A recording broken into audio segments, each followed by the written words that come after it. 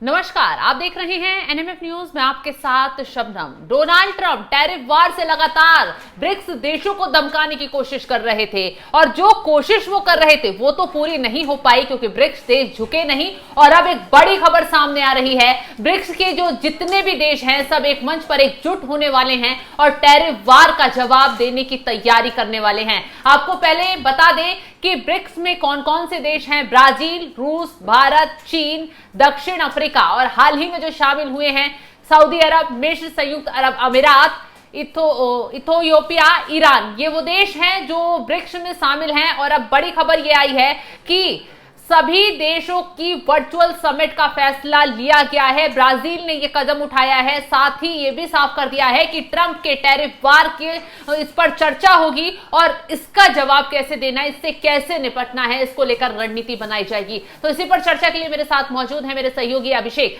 जिस तरीके से ब्रिक्स देश अब खुलकर सामने आ रहे हैं और समिट का ऐलान कर दिया गया है कि वर्चुअली सब लोग एक मंच पर इकट्ठा होंगे और उसके बाद ट्रंप के टैरिफ वार का कैसे जवाब दिया जाएगा, कैसे कमर तोड़ वार होगा, इसकी रणनीति बनाई जाएगी। कितना घातक अब ये ट्रंप के लिए हो सकता है? यहां पहले तो आप सबसे पहले यह समझिए कि ब्राजील और भारत के ऊपर ही 50% का टैरिफ क्यों लगाया गया, क्योंकि इन्हीं देशों के साथ लगभग पर्सनली दुश्मनी ट्रंप की है।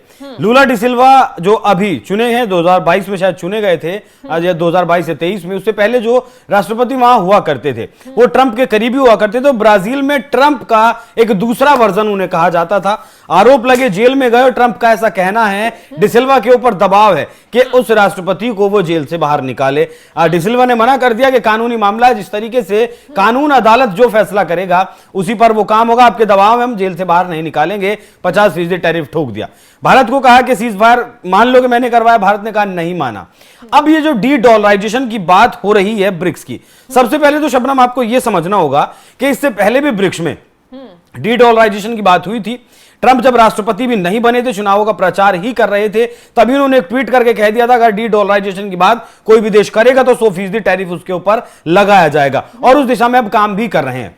अब देखिए, यहाँ आपको याद होगा कि जब सत्ता में ट्रंप आए थे तो सबसे पहले उन्होंने एक ही बयान दिया था कि ब्रिक्स को खत्म करना है।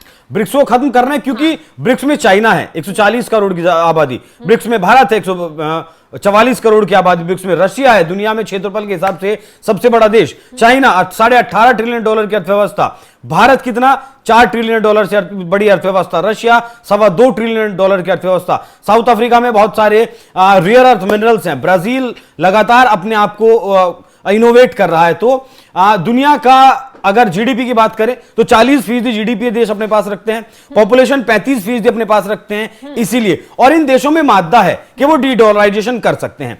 यहां अब आप आइए कि इसमें लूला डी सिल्वा ही क्यों इस तरीके की बात कर रहे हैं। उनका एक बयान भी पिछली बार भी आया था कि जब वो टैरिफ लगाया गया कि वो पुतिन उससे बात नहीं करेंगे, ट्रंप से बात नहीं करेंगे, पुतिन से, जिनपिंग से और भारत से वो बात कर लेंगे। लेकिन सबसे पहले तो आप देखिए, जब पहले डी डॉलराइजेशन की बात हुई थी और अमेरिका ने जब धमकी दी थी तो ये देश कहीं ना कहीं संकुचित हो गए थे। बात जरूर हुई थी डी डॉलराइजेशन की, ब्रिक्स की करेंसी बनाने की, लेकिन अमेरिका से कहीं ना कहीं डर गए थे। आज डॉलर में लगभग दुनिया का 60% व्यापार होता है, वेपनाइजेशन अमेरिका डॉलर का करता है और यही वजह है कि अमेरिका के जो फोरकास्टर्स हैं, अर्थशास्त्री हैं, उनका पता है आपको क्या कहना है? उनका कहना है कि डॉलर की मौत शुरू हो चुकी है और इसका कारण है ब्रिक्स देश, जिन देशों का आपने नाम बताया, और इनका बढ़ता हुआ प्रभाव। अंतरराष्ट्रीय बाजार में जितना भी व्यापार होता है, जितना भी पेट्रो मतलब ये जो कच्चे तेल का व्यापार होता है, सब किस में होता है? डॉलर में होता है। अब यहां इसकी जरूरत क्यों है शबनम, एक उदाहरण से मैं आपको बताता हूं। 2022 में जब रशिया और यूक्रेन का युद्ध शुरू हुआ तब लगभग $350 बिलियन के आसपास की रकम अमेरिकी बैंकों में जमा थी, मतलब डॉलर में थी। वो ट्रेजरी बिल्स लगा लीजिए आप, या फिर फॉरेन एक्सचेंज रिजर्व जो रशिया का था वो डॉलर में था। कहां जमा था? अमेरिका में जमा था। जैसे युद्ध शुरू हुआ अमेरिका ने उस अकाउंट को फ्रीज कर दिया। अब वो $350 बिलियन जो थे वो रशिया के किसी काम के नहीं रहे। अब जिस तरीके से भारत के साथ लगभग दुश्मनी ट्रंप निकाल रहे हैं, आज पता है आपको भारत का फॉरेन एक्सचेंज रिजर्व जो है वो कितना है? $700 बिलियन का है। कहां जमा है? वो जमा है आपका डॉलर में, वो भी ट्रेजरी बिल्स में है, डॉलर में है, वो सब अमेरिका में जमा है। कल को अगर ट्रंप और ज्यादा चिढ़ जाता है और वो भारत के इस फॉरेन रिजर्व पर को, इस अकाउंट को फ्रीज कर देता है, तब भारत क्या करेगा? तब भारत अपने अंतरराष्ट्रीय व्यापार कैसे करेगा? तब भारत अपनी जो डॉलर में पेमेंट उसे करनी है वो कैसे करेगा? उसी का रास्ता भारत लगातार निकाल रहा है। भारत रशिया से जितना तेल खरीदता है, वो रशिया से तेल खरीदता है रुपये में तेल खरीदता है, और बैंकों को कहा जाता है SRVA बैंक। मतलब SRVA बैंक में भारत पैसा जमा कर देता है, जो भी जितना भी पैसे का रशिया से तेल खरीदा, उस SRVA बैंक में भारत ने रुपये में जमा कर दिया। अब रशिया जो भी सामान भारत से खरीदेगा, वो उसी पैसे को भारत के अकाउंट में, उस अकाउंट में से निकालकर डाल देगा। लेकिन तेल हम खरीदते हैं $60 बिलियन का, रशिया हमसे सामान खरीदता है $5 बिलियन का, तो कितना बचा? लगभग $55 बिलियन बचा। इसी में अब उदाहरण के तौर पर भारत की ये जो है सऊदी अरब के साथ और UAE के साथ भी ये समझौता हुआ है। मतलब रुपये और दिरहम में भी व्यापार होता है। अब मान लिया रशिया को UAE से कुछ खरीदना है, तो वो उसकी करेंसी में व्यापार नहीं करेगा, पैसा नहीं देगा। वो रशिया जो उसका SRVA बैंक में पैसा जमा है, उस पैसे को, उस रुपये को वो किसे दे देगा?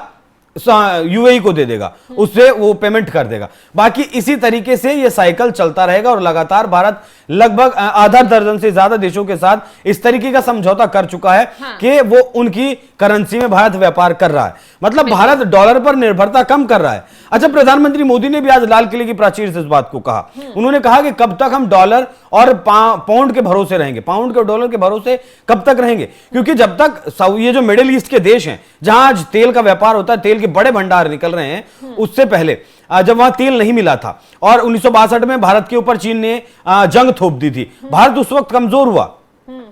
लेकिन उस वक्त से पहले तक, अब मतलब अगर आप इतिहास में जाएंगे तो ये जितने भी मिडिल ईस्ट के देश हैं, ये सऊदी अरब हुआ, कुवैत, कतर हुआ, ये सब भारत की करेंसी में व्यापार करते थे। दुनिया में ये सब भारत की करेंसी में व्यापार करते थे।